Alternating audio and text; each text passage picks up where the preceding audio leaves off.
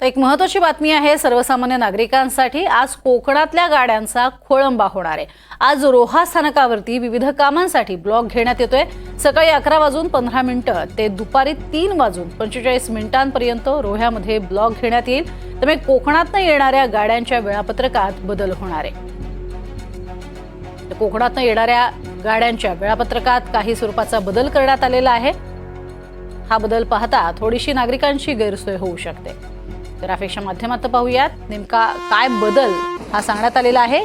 Express 10 ते 15 मिनिटं उशिरानं धावणार आहेत। लोकमान्य टिळक टर्मिनस तिरुवनंतपुरम नेत्रावती एक्सप्रेस तसंच तिरुवनंतपुरम लोकमान्य टिळक टर्मिनस नेत्रावती एक्सप्रेस ही उशिरानं धावेल 10 ते 15 मिनिटं। एर्नाकुलम हजरत निजामुद्दीन एक्सप्रेस ही उशिरानं धावणार आहे। तर तिरुनेलवेली ही जामनगर एक्सप्रेस सुद्धा उशिरानं धावेल।